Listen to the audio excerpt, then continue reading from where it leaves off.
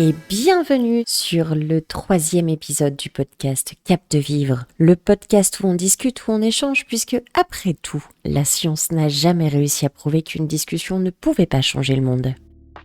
J'ai le plaisir de recevoir aujourd'hui Clotilde. Salut Clotilde. Bonjour. Je te remercie d'avoir accepté mon invitation. C'est un vrai plaisir de te recevoir ici. C'est vraiment un plaisir d'être ici. Je vais te laisser faire une petite présentation pour les auditeurs qui nous écoutent et qui ne savent pas du tout qui est Clotilde. Je te laisse nous dire ce que tu as envie de nous dire sur toi. Alors, je m'appelle Clotilde, j'ai 32 ans, je suis atteinte d'un syndrome d'Ehlers-Danlos, une maladie du tissu conjonctif qui touche donc tout le corps, et mon type c'est le type 3, donc il n'est pas diagnosticable avec des tests ADN. Ok. Et je suis aussi atteinte de SAMA, un syndrome d'activation mastocytaire, et en gros mon corps il produit trop d'histamine et il s'auto-attaque. Est-ce que tu as envie de nous expliquer un petit peu ce que c'est que ces syndromes ? Le syndrome d'Ehlers-Danlos, c'est une maladie qui est diagnostiquée actuellement en France. Il y a une errance médicale de 20 ans, un peu plus de 20 ans. Ok. C'est une maladie rare et orpheline, qui n'est pas rare. En tout cas, on la diagnostique de plus en plus. D'accord. Et ça touche le collagène, donc tout ce qui est tissu conjonctif. Et ça va avoir plusieurs impacts. Chez moi, donc j'ai le type hyperlaxe, donc je suis hyperlaxe. Les articulations ne tiennent pas trop en place, en plus d'avoir d'autres problèmes, des douleurs, différentes problématiques en dehors de ça. Ok. Au niveau des intestins, des organes, peut poser des problèmes pour la santé, pour beaucoup de choses, et engendrer une très grosse fatigue. D'accord. Et souvent, ça c'est lié du coup à ma deuxième maladie, le SAMA, qui est un problème en fait de gestion de l'histamine dans notre corps. Et donc, pour la moindre chose, en tout cas chez moi, il va faire des plaques d'urticaire assez importantes. Et du coup, il engendre aussi des problèmes de digestion. Ok. Et justement, en rapport à tout ça, on va discuter aujourd'hui de jeux de rôle, ce qui fait un pont avec l'autre podcast que je peux animer au pays de Jenny. Mais si on a choisi, toi comme moi, de passer plutôt dans le Cap de Vivre, c'est parce que on va aborder le sujet de jeux de rôle, mais sous un angle peu courant. D'abord, j'ai envie de te demander, qu'est-ce que c'est ta définition du jeu de rôle ? Comment tu expliquerais ça à quelqu'un qui connaît pas du tout cette activité ? Le jeu de rôle, pour moi, c'est plonger dans un univers imaginaire et pouvoir créer tous les possibles. Tout ce qu'on peut rêver, ne pas rêver, avoir peur, c'est toutes ces facultés-là, sans avoir à bouger d'une table ou d'avoir des capacités physiques. Par exemple, je pense au GN où on incarne les personnages et on joue nos personnages en vrai. Là, en l'occurrence, ça ne demande pas de contraintes physiques trop importantes. Et du coup, c'est plutôt adapté pour les personnes en situation de handicap notamment. Tout à fait. Toi, tu joues plutôt en présentiel, donc tous ensemble autour d'une table, ou est-ce que tu as plutôt des jeux, ce qu'on appelle en distanciel, donc via les réseaux sociaux, via des salons vocaux sur lesquels tu joues ? Alors, moi, je fais un peu des deux. Pendant très longtemps, j'ai eu une asso de jeux de rôle sur Angers, où je jouais en présentiel tous les samedis. C'était incroyable. D'accord. J'ai joué pendant 2 années et j'ai déménagé ensuite dans le sud de la France, où là, du coup, il a fallu me refaire un réseau d'amis pour faire des choses en présentiel. Donc, en attendant, j'étais passée en distanciel. Et maintenant, je couple un petit peu présentiel et un petit peu de distanciel. Ok. Et alors, le cœur du sujet de notre interview, c'est que tu défends le handicap aujourd'hui comme étant un atout dans le JDR. Est-ce que tu peux nous expliquer pourquoi et quel est ton point de vue par rapport à ça ? Alors, je défends le handicap comme un atout parce que je trouve que dans les jeux de rôle actuellement, ils sont souvent classifiés comme des avantages. D'ailleurs, à la création de personnages, on considère que le handicap, qu'il soit physique ou mental, est un handicap pour le personnage. Ce qui, en soi, dans un monde validiste, est vrai. Le handicap est un désavantage dans un monde où, par exemple, tout le monde est super fort et tout ça. On peut le considérer comme ça, mais pour moi, chaque handicap a une force, a quelque chose qui est résilient et qui permet d'avoir d'autres atouts. J'ai fait de la langue des signes. Je pense aux sourds, par exemple. Les sourds ont peut-être pas l'ouïe, mais ils ont une très bonne perception visuelle. Oui. Ils ont d'autres caractéristiques qui peuvent compenser et largement compenser. Donc oui, sur une table de rôle classique où on va dire vous entendez au loin les loups. Bon, les sourds vont pas entendre les loups, c'est certain. mais ils vont peut-être avoir des détails. Moi, en tout cas, je considère que le handicap est une force. Je valorise quand les joueurs décident de prendre des persos avec des handicaps. Ok. En se basant un petit peu sur, je vais appeler ça une théorie parce que j'ai aucune certitude que ce soit vrai, mais qui dit que quand on a un sens qui est un petit peu défaillant, souvent ça exacerbe les autres. C'est un petit peu par rapport à ça que tu veux dire ça? Oui, c'est exactement ça. Et parce que pour le vivre au quotidien avec mes différents handicaps, malgré qu'on ait des limitations et que tous les jours ne soient pas faciles, il y a des jours où on a de la force, on a de la résilience, on est capable de faire énormément de choses. Et selon le handicap qu'on on a différents atouts. Et les gens qui sont en situation de handicap sont souvent pas très bien considérés par la société. Un peu mis au placard, ils ne se rendent pas compte non plus eux-mêmes de ce qu'ils ont au quotidien. Oui. Oui, et parfois même sans le vouloir, ce que tu viens de me dire, ça fait écho. C'est vrai que en tant que maître du jeu sur une table de jeu de rôle, je pourrais facilement faire l'erreur de dire vous voyez quelque chose ou vous entendez quelque chose sans même me poser la question de est-ce que le joueur ou est-ce que le personnage peut se sentir blessé parce que lui ne voit pas ou n'entend pas? Mais c'est pour ça que c'est quelque chose d'important à prendre en compte et ça demande une vraie gymnastique. Mais les jeux de rôle n'ont pas été pensés pour la plupart pour les personnes en situation de handicap ou n'ont pas été pensés pour valoriser ce système-là. On voit par exemple sur le handicap mental, il y a beaucoup de jeux qui jouent sur la phobie, sur des horreurs, mais c'est un désavantage beaucoup. C'est surtout sur les jeux d'horreur. Il n'y a pas que le côté pathologique. Et donc toi, tu es plutôt maître du jeu quand tu joues? Tu es plutôt joueuse? Quel est ton rôle dans le jeu de rôle? Alors, je suis joueuse sur 3 tables actuellement. D'accord. Et je suis maître de jeu sur 2 à 3 tables. Ok. Lorsque tu maîtrises, comment ça se passe? Tu fais une création de personnage où tu proposes à tes joueurs d'amener un handicap sur les personnages? Est-ce que c'est des pré-tirés qui ont déjà quelque chose? Est-ce que tu laisses libre choix complètement aux joueurs? Comment est-ce que tu amènes ça? Alors, dans un premier temps, je discute avec mes joueurs de leur concept de personnage, ce qu'ils ont envie de faire. Et je leur propose justement à la création, par exemple, sur les mondes d'Estérène, sur les ombres, tu as des désavantages qui peuvent être pris, qui vont te faire gagner des points, et des désavantages physiques, sur la santé. Donc, je vais leur proposer de prendre ces désavantages-là, mais de compenser derrière avec des bonus sur autre chose. Ok. Par exemple, actuellement, j'ai une joueuse qui joue une poète aveugle. Oui, ça doit pas être facile, effectivement. Mais c'est assez incroyable de voir comment le joueur il arrive à la faire jouer. Donc c'est assez intéressant de voir tout ça.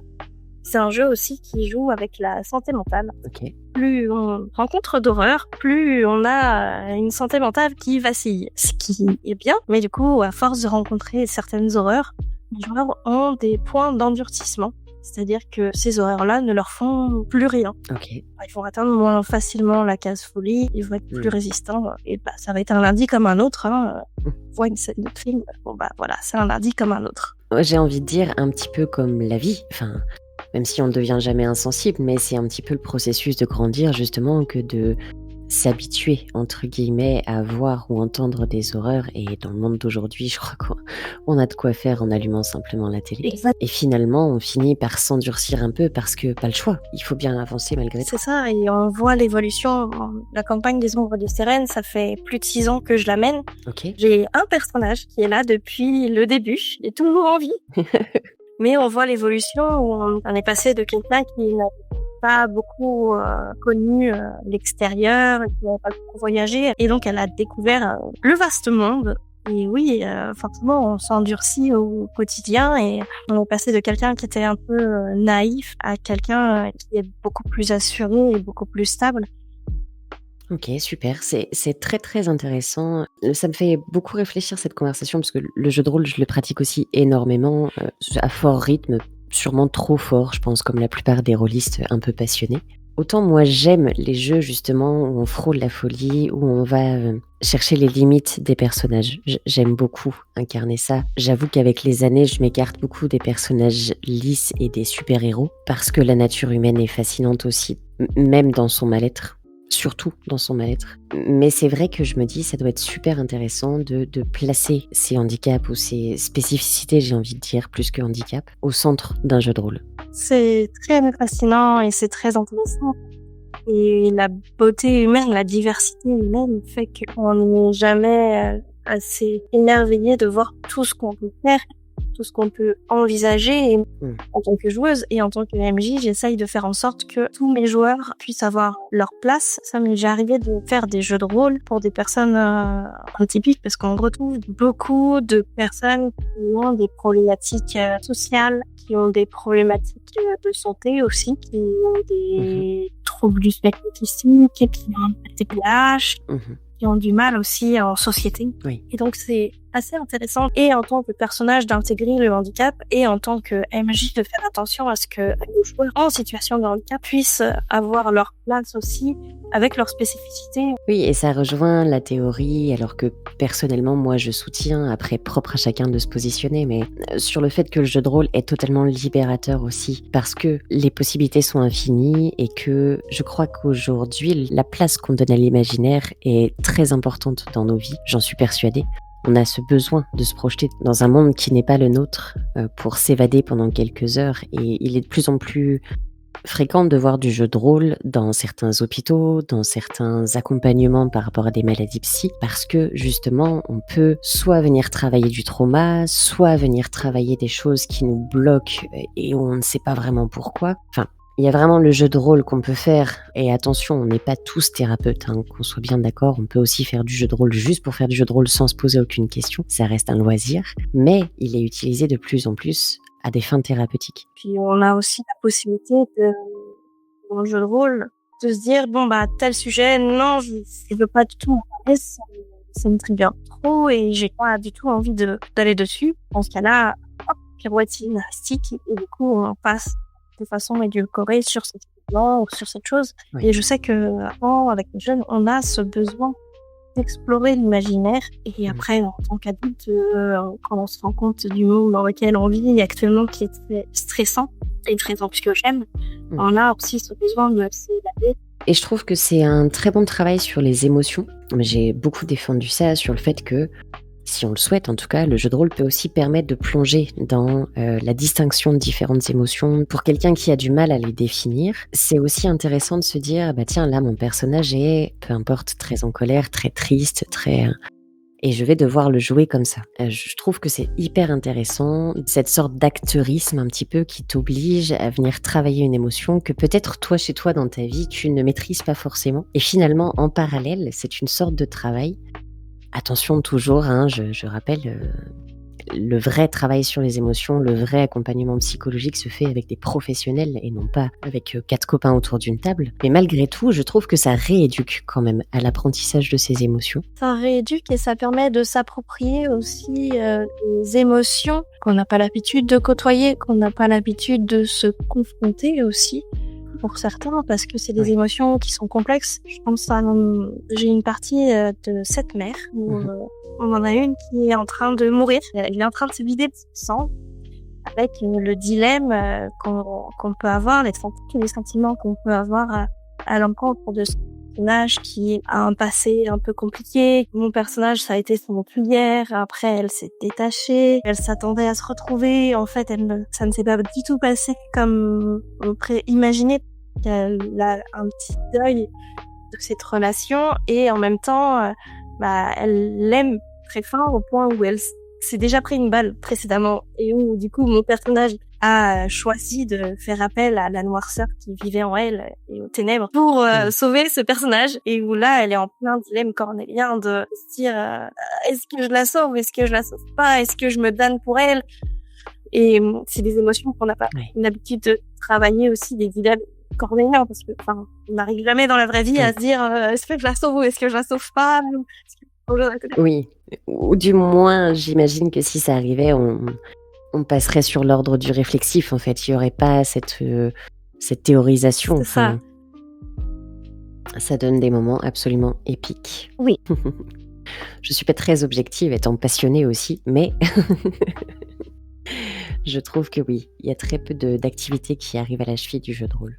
Non, on arrive à des choses très intenses, ça nous fait ressentir des émotions. Pour avoir regardé par exemple quelques actual plays où on s'attache très vite aux personnages, où on ressent avec eux les personnages, parce que le jeu de rôle c'est de l'acting, En plus d'être sur une table et de jouer entre copains et de s'amuser et d'écrire une histoire, il y a une profondeur d'acting importante aussi, de roleplay. Pour certains, je sais que, par exemple, sur mon jeu de rôle des Homos Stériles, il y a énormément de part au roleplay et très peu au lancer de dés. Donc, du coup, ça oblige les joueurs à travailler. Être plus du côté narratif que technique. C'est ça. Fait. Du coup, ça leur oblige à réfléchir, bon, avec toutes mes capacités, tout ce que j'ai, comment je le fais jouer, et puis surtout, comment je me l'approprie, le personnage. C'est-à-dire que je peux donner le même personnage à un tel ou un tel, les jeux seront différents. Oui. Et j'ai envie de te demander de manière plus générale, donc, j'imagine que ton parcours n'a pas été simple forcément avec ce que tu nous décrivais au début de cet épisode, avec ces handicaps qui viennent t'affecter. Comment est-ce que tu décides un jour d'en faire une force et parce que tu investis ça dans le jeu de rôle, tu es aussi très investi dans une association ou des associations, je crois. Oui. Bah, j'ai décidé d'en faire une force puisque toute ma vie, j'ai été malade. J'ai eu des problèmes de santé dès la petite enfance. J'ai passé de mes 5 ans à mes 11 ans à l'hôpital. Faire des allers-retours à l'hôpital pour des problèmes de reins. J'étais anorexique de ma naissance jusqu'à mes 11 ans. Ça peut être assez incroyable avec pas mal d'angoisse, de rejet aussi de la part de mes camarades. J'ai toujours été solitaire. Donc ça a été assez difficile et je m'en suis beaucoup plongée dans l'imaginaire et j'avais depuis toute petite décidé que peu importe ce qui pouvait m'arriver, je devais rebondir. Ma devise c'est toujours rebondir. Quoi qu'il arrive, on peut être au fond du gouffre, c'est pas grave, arrive au fond du gouffre. Mais l'important c'est un peu à la manière des chevaliers, je l'imagine très bien en mode on est au fond du gouffre, on est blessé, voilà, c'est poser le chevalier, s'appuyer dessus, se relever, redresser les épaules et se dire bon, maintenant on y va. Ok, on a pris cher, on est blessé, que ça soit dans la chaîne ou dans l'âme ou quoi que ce soit. Bon, on y va et on va à la niaque. Parce que si on s'arrête au moindre problème, si on s'arrête à la moindre chose qui nous blesse, qui nous fragilise, qui nous impacte, bah là, on s'arrête en fait de vivre. Comment? Si on s'apitoie sur son sort, si on se dit bon ben voilà, j'ai telle chose, j'ai tel problème, voilà, ben non, ça avance pas, on peut pas vivre comme ça. J'ai décidé de toujours en rebondir et toujours en faire une force, parce que c'est ça en fait qui est le plus important. J'ai travaillé auprès d'enfants, j'étais animatrice auprès d'enfants. D'accord. Bah, c'est aussi permettre à des enfants qui, pour certains, ont du mal à communiquer, à parler aussi, et qui vivent des choses pas chouettes, de pouvoir être là pour eux et les soutenir du mieux qu'on peut, avec les moyens qui nous sont donnés. Et je m'engage avec une association. Je suis actuellement dans une association qui s'appelle les MADIS. Donc, maman handicapée, c'est la contraction de maman handicapée. Ok. On met un groupe de soutien où on se retrouve entre mamans qui ont tous des problèmes de santé importants ou moins importants, ça dépend des personnes, et qui ont toutes besoin de ce soutien, d'avoir de l'écoute et de l'aide, parce que quand on devient maman et qu'on est handicapé, et toute la grossesse on est suivi, le reste n'est pas vraiment le cas. Il y a très peu d'établissements, il y a très peu d'endroits qui sont conçus pour accueillir des personnes en situation de handicap. Oui. Souvent, quand on a un projet bébé, quand on est en situation de handicap, on tente de nous dissuader d'avoir des enfants. D'accord. C'est quelque chose que toi, tu as ressenti dans l'accompagnement de ta grossesse? Alors, c'est ce que j'ai ressenti dans l'accompagnement de ma grossesse. C'est ce que aussi on en discute avec certaines MADIS où il y a beaucoup de personnes, que ce soit dans la famille, dans l'entourage proche d'une personne en situation de handicap qui souhaite avoir un enfant. On nous dit clairement que ah là là, mais tu te rends compte, ce n'est pas responsable, tu te rends compte de ce que tu veux faire à cet enfant, c'est pas possible, tu n'as pas le droit de faire subir ce que tu subis. Oui.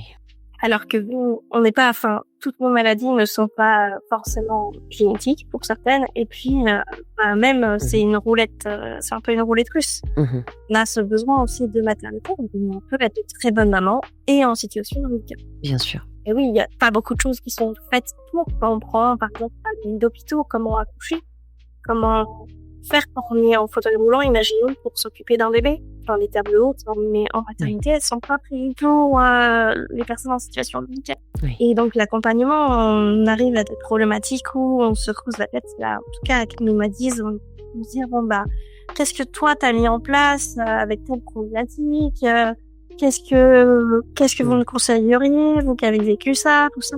La problématique actuelle, c'est que je ne peux plus porter mon fils.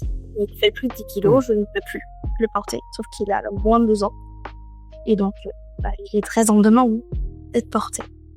Bien sûr. Donc, c'est trouver des solutions pour satisfaire ses demandes parce qu'il a besoin.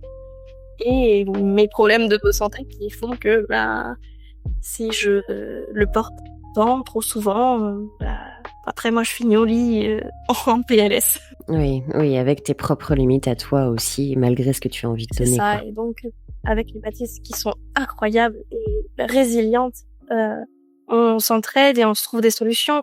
Alors tout n'est pas bon à prendre, on ne remplace pas des médecins, on ne remplace pas un avis médical. Mais on se donne des conseils, on donne nos propres limites et nos propres expériences qui permettent aussi de dire tiens, j'avais pas pensé à ça, un truc tout bête. Oui, prenez une tour d'observation et puis on met la tour d'observation partout où on est. Ça permet à l'enfant d'être un acteur et en même temps il n'est pas dans nos bras. Et je crois qu'au niveau du sujet du handicap, c'est là c'est spécialisé dans l'accompagnement des mamans, mais pour avoir eu une expérience il y a quelques années en arrière où j'avais eu la chance de participer à une journée handisport avec une association qui était partie très loin dans le projet de cette journée, puisqu'il y avait eu dans un premier temps un match de basket en fauteuil auquel j'avais pu participer, et ensuite une balade dans les rues de Grenoble en fauteuil. Et je me souviens de cette prise de conscience de me dire, mais en fait, chaque geste du quotidien que moi je fais de façon totalement habituelle est une vraie épreuve, vraiment sur des actes très simples. On avait fait des choses très banales, du genre retirer de l'argent et faire des courses dans un magasin en étant au fauteuil roulant. C'était scandaleux à quel point les allées n'étaient pas adaptées au passage des fauteuils, à quel point il n'y avait aucune solution pour rattraper les produits qui pouvaient être intéressants à partir de la 4e étagère sur les rayons. Le retrait d'argent, c'était scandaleux parce que c'était taper son code sans voir le clavier, mais par contre en laissant à vue absolument tout le monde sur le code confidentiel de la carte. C'était il y a quelques années et il y a eu des aménagements de fait depuis à certains endroits, mais on reste quand même sur une difficulté, j'ai envie de dire plus que quotidienne, mais presque de chaque instant, parce que le handicap aujourd'hui n'est pas pris en compte dans les actes habituels de la vie quotidienne.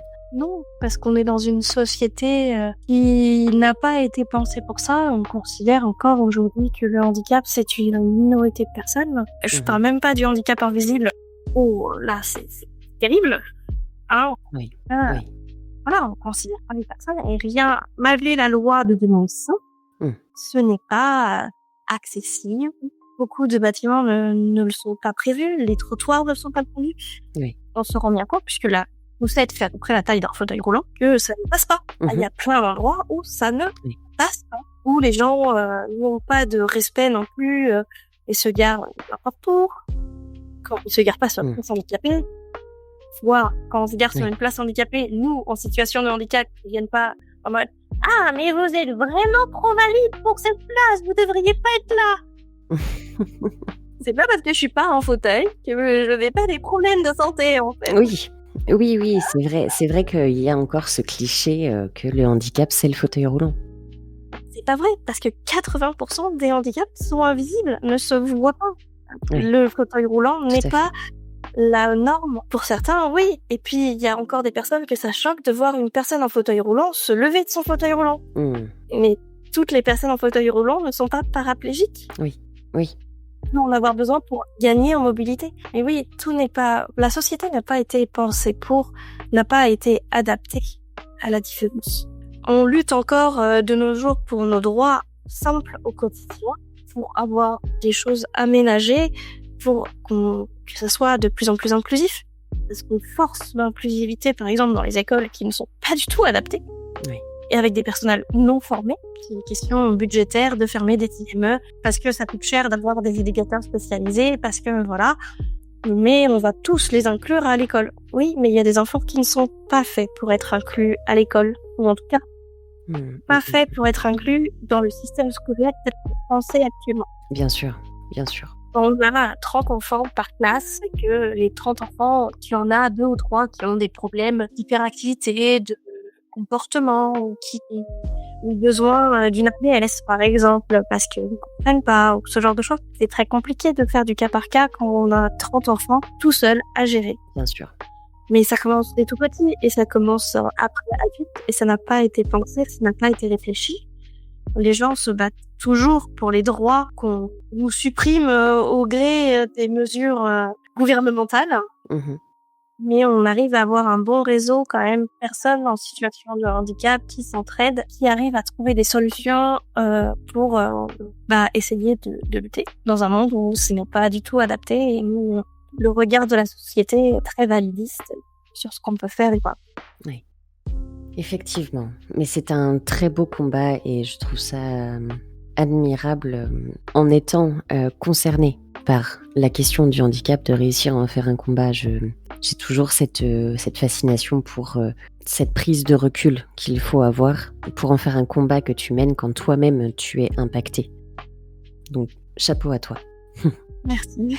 Je considère que c'est normal quand on arrive, en tout cas moi j'arrive à avoir une vie relativement confortable et avoir des pistes, c'est normal d'en faire profiter. Je pense non. Ça devrait être un problème de société de se dire, bon, voilà, on se sort les petits mains, on rebrousse les petites manches et puis hop, on y va. Oui. Non, parce que c'est un droit pour tout le monde et les gens ne réalisent pas peuvent perdre la santé aussi rapidement. Bien sûr, bien sûr. Oui, et j'ai ce souvenir, tu parlais tout à l'heure de la loi de 2005, j'ai ce souvenir quand elle a été mise en place qu'il y avait une sorte de demande de compréhension pour le temps de la mise en place des nouveaux accès pour les personnes handicapées, enfin des adaptations en tout cas qui pouvaient être faites. Et finalement, 20 ans après, autant d'un œil très extérieur, j'ai eu l'impression que les quelques mois qui ont suivi la promulgation de la loi ont été efficaces. Je me souviens à l'époque de la ville de Grenoble, encore une fois, qui avait fait beaucoup de choses par rapport aux arrêts de bus et tout ça. Et j'ai l'impression que c'est retombé aussi vite que ça s'est mis en place. Aujourd'hui, on est encore sur un discours un petit peu, bah oui, mais bon, il nous faut du temps pour mettre en place les choses. Mais ça fait 20 ans, quoi. Oui, ça fait 20 ans. Ça fait 20 ans que la loi oblige l'accès aux lieux publics, aux établissements qui sont là pour recevoir du public. Et pourtant, il y a encore énormément d'endroits où une personne atteinte d'un handicap ne peut pas se rendre. C'est fou. Mais c'est aussi une volonté non seulement politique, il y a certains endroits où on s'en fout, et c'est une volonté budgétaire, c'est les efforts ne sont pas mis en cet endroit-là. C'est-à-dire que au départ, on avait la bonne volonté de se dire, on va rendre accessible et tout. Non, c'est bien, tout ça. On s'est rendu compte peut-être que par exemple pour les mairies, va falloir déménager la mairie parce que les bâtiments sont pas accessibles. Il y a beaucoup de vieux bâtiments. Donc comment aménager un vieux bâtiment historique de façon à ce qu'il soit accessible, mais que ça ne dénature pas trop non plus. Il y a une volonté qui n'est pas là de la part des politiques de mettre en place des choses parce qu'ils vont se concentrer sur d'autres choses et pas sur quelques personnes en situation de handicap. Je caricature, mais c'est un petit peu ça. Non, je trouve que tu es dans le vrai, voire même, j'étais en train de penser pire, tu sais, de me dire, j'ai même eu la sensation à plusieurs reprises qu'il y avait une sorte d'hypocrisie, genre sur certaines décisions, j'allais dire sur certaines communes, mais non, parce que c'est plus large que ça, mais j'ai eu l'impression parfois on a fait une chose et donc on ne peut pas nous dire qu'on n'a rien fait pour les personnes handicapées. Cette sorte d'hypocrisie un petit peu on n'a pas vraiment envie de se poser la question, on va faire une chose, on va mettre en place un truc et comme ça on pourra pas nous reprocher qu'on n'a rien fait suite à la loi 2005. Et puis sur les équipements, il faut déjà qu'ils fonctionnent. Par exemple, on a vu au JO de Paris, mais les métros sont censés être accessibles. En tout cas, pas mal de stations de métro sont censées être accessibles avec des ascenseurs. Encore faut-il qu'ils fonctionnent, les ascenseurs. Oui, tout à fait.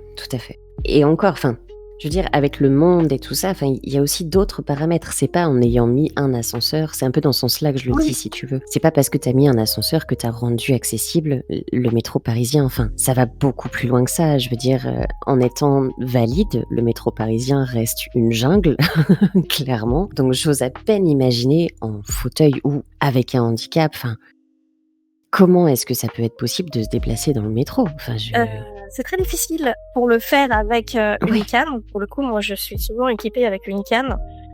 C'est très, Oui. très compliqué parce que c'est une jambe. Les gens, de toute façon, ne font pas attention ou ne sont pas là pour faire attention et voilà. Et puis, bah, le fait de porter sa valise, par exemple, de la place dans les métros parce que, bah, c'est pas fort dans le métro, tout simplement, ce genre de choses. Mmh. Et on se dit, bah, c'est bon, je fais une rampe. Ouais, c'est bon. Oui, une rampe.